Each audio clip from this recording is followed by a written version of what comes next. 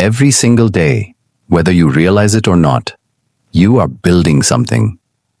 Not with bricks and cement, but with your choices, your effort, and your attitude.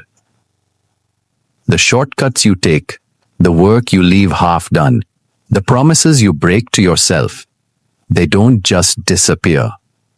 They quietly shape the life you will wake up to tomorrow. And the hardest truth is this: when you cheat your work, you're not cheating anyone else. You are cheating yourself. Today's story is about an old carpenter whose entire life was spent building beautiful homes for others. But the one house he built for himself became his greatest regret, and eventually his greatest lesson for his sons. This story will make you pause and ask yourself a difficult question. What kind of house am I building with the way I live today? Stay with this story till the very end, because it carries a truth that once heard is impossible to forget. A long time ago, in the dusty lanes of a small farming village, there lived an old carpenter. His home was a modest two-room house with cracked walls and a leaky tin roof, set at the very end of the village lane. He lived there with his wife and their two grown sons. The old carpenter was no ordinary man. In his younger days, he had been one of the finest carpenters in the entire region. Landlords, merchants, and even a few government officials had sought him out to build their homes. His hands had shaped grand door frames, carved beautiful Cherokee windows, and raised rooftops that stood firm through decades of monsoons. People said that a house built by this carpenter would outlast the man who lived in it. But if you looked at his own house, small, crumbling, and barely holding together, you would never believe it. His two sons had grown into young men with strong arms, but weak ambition. They worked at the farm of a local landlord, but worked was a generous word. The older one would arrive late, yawning through the morning hours, and the younger one would leave early, always finding an excuse, a headache, a sore back, a festival he had forgotten about. Together, they did in a full day what a single honest worker could finish before lunch. The landlord was a patient man, but even his patience had its limits. Every few weeks, he would walk down to the carpenter's house, sit on the old wooden bench in the courtyard, and complain. "Brother," he would say, shaking his head, "your sons treat my farm like a resting place. Both of them don't reach the farm on time. They leave work unfinished. Sometimes they don't even show up. They don't take their work seriously. They do not work. They simply pass time. If they were anyone else's sons, I would have sent them away long ago." The old carpenter would listen quietly, apologize, and promise to talk to them. And he did, many times. But his words fell like rain on stone. The older son would shrug. The younger one would nod and forget. Nothing changed. As the saying goes, laziness may seem attractive, but work gives satisfaction. But these two brothers had not yet learned this truth. One evening, as the sun dipped behind the neem trees and the village fell into its golden quiet, the old carpenter called both his sons into the courtyard. His wife brought out tea, and the old man sat on his favorite cot, rubbing his calloused hands together. "Sit," he said. His voice was calm, but heavy. "I want to tell you something I have never told anyone."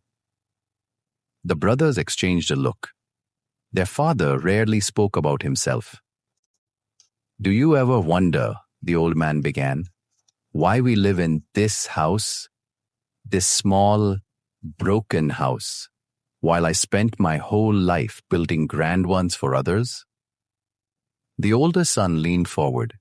The younger one set down his tea. Let me take you back 30 years, their father said. I was the most sought-after carpenter in this region. I built the landlord's old bungalow. I built the village schoolhouse. I built homes that families still live in proudly today.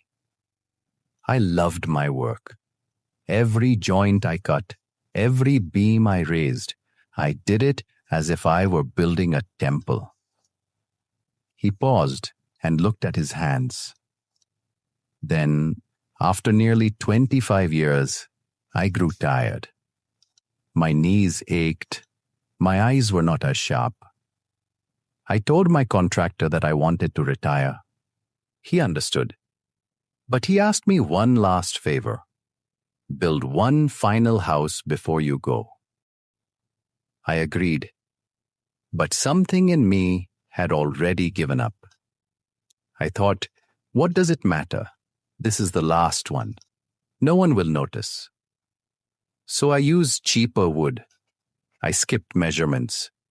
I hammered nails crookedly and didn't bother to sime the doors. I plastered walls that I knew would crack within a year. For the first time in my life, I built a house without pride, without care, without love. As Thomas Edison once said, there is no substitute for hard work. But that day, the old carpenter had forgotten this truth. When the house was finished, he continued, his voice dropping, the contractor came to inspect it. He looked around, smiled, and then handed me the key. He said, old friend, this house is my gift to you. For 25 years of honest work, you deserve a home of your own. Silence. I stood there, holding that key, and I felt my heart sink into the ground. The house I had built with laziness, with shortcuts, with carelessness, that house was mine. I would live in it. My family would live in it. Every crack in those walls, every crooked nail, every weak beam, I had done it to myself. He looked at his sons with eyes that carried 30 years of regret. That is this house, the one you have lived in your whole lives. The house that leaks every monsoon. The house with doors that don't close properly. I built it, and I built it badly. Because I forgot the one truth that matters. He leaned forward. As you sow, so shall you reap. The courtyard was silent. Even the crickets seemed to pause. My sons, the old carpenter said softly, you think you are working for the landlord. You think your laziness only cheats him. If you think this way, then you are wrong. Every careless day, every half-done task, every shortcut you take, you are not cheating him. You are cheating yourselves. You are building your own house. And one day, you will have to live in it. He placed a hand on each of their shoulders. Never do anything half-hearted. Every nail you hammer, every word you speak, every task you complete, do it with honesty and your full heart. The best way to predict your future is to create it, as wise men say. And remember, the future depends on what you do in the present. Do not wait for tomorrow to become the men you are meant to be. Do today what others won't, so tomorrow you can do what others can't. That night, neither son slept well. Their father's words echoed through the darkness. like temple bells. The next morning, for the first time in years, both brothers were at the landlord's farm before sunrise. They worked through the heat without complaint. They finished every task they were given and asked for more. The landlord watched from his veranda, astonished. Days turned into weeks. Weeks turned into months. The brothers who once couldn't be bothered to show up on time were now the hardest workers on the farm. And slowly, their lives began to change. The older son was entrusted with managing an entire section of the fields. The younger one was offered a small plot of land to cultivate on his own. Without hard work, nothing grows but weeds. And the brothers had finally pulled out every last weed from their lives. Within a few years, they had saved enough to rebuild their father's house, this time with strong wood, straight walls, and doors that closed properly. When the old carpenter walked through the new rooms, tears running down his weathered face, he whispered, "Hard work never goes unrewarded."